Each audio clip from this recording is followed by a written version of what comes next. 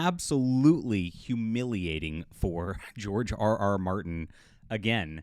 It's beyond a joke at this point. It went from a point from where it's like, okay, we're going to mock this because the excuses are getting pathetic and sad, to the point where it's like, oh my gosh, like it's been a joke so many times now.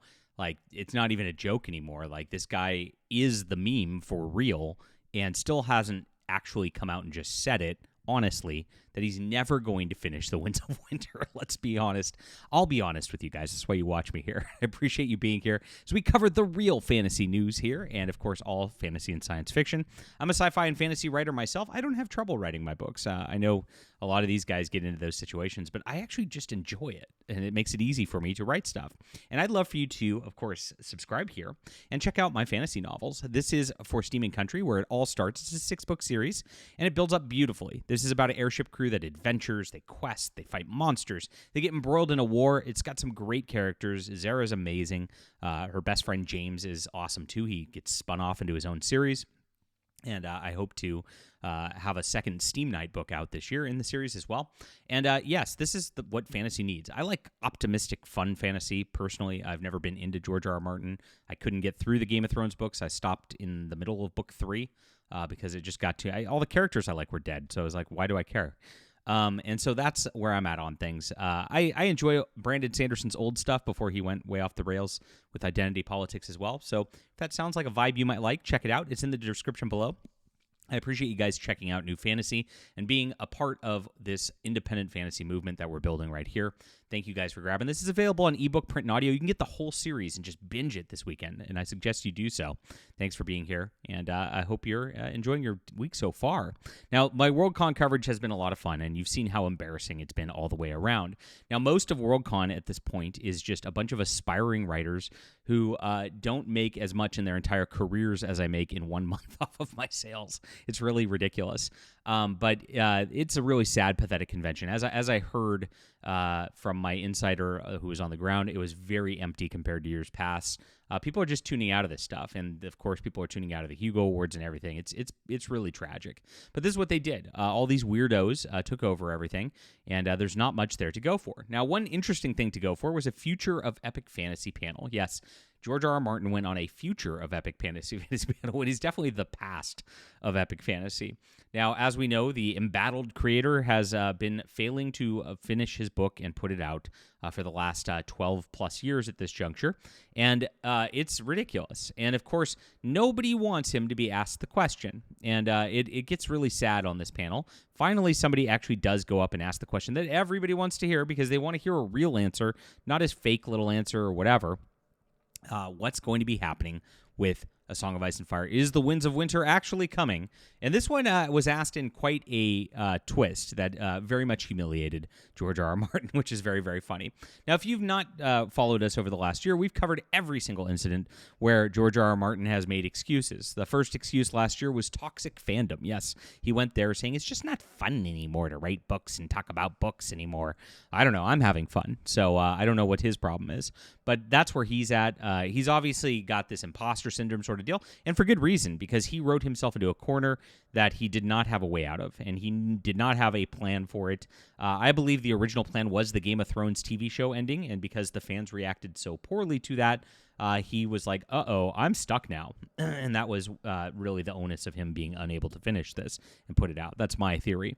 And with that, he's aged, and at this point, he's too old, and he knows he can't write like he used to, and he's lost his fastball. So there's no way he can wrap this all up at this juncture, and he's aware of that.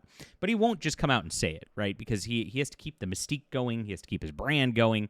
And later on in the year last year, he blamed Donald Trump and the rise of fascism. Yes, it makes it impossible to write.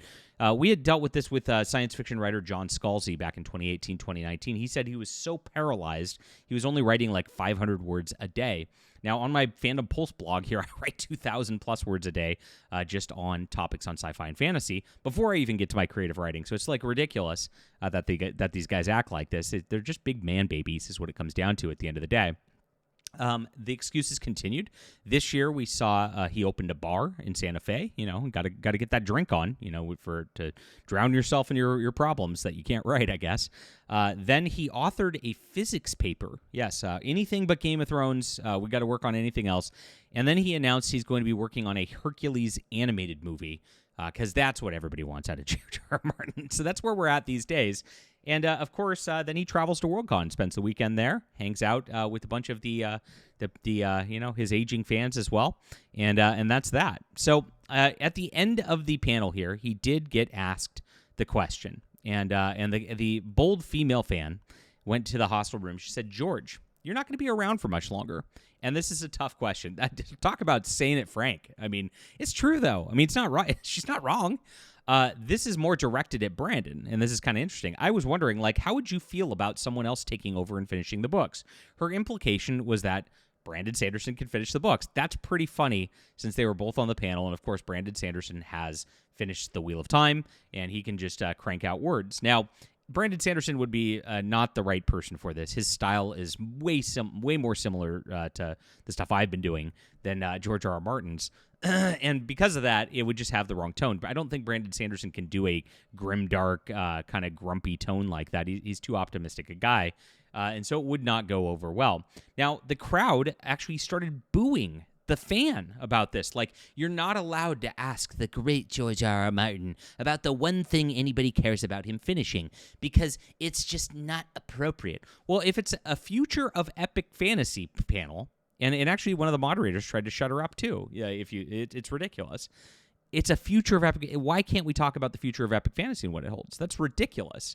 But that's how these people are. It's all about being the sycophants of these authors like this, and that's what Worldcon is at this juncture. If you're not a sycophant, you're not there because no real fans, no people who are actual readers are there anymore. It's all industry insiders who are just sweeping for all the stuff that's going on here.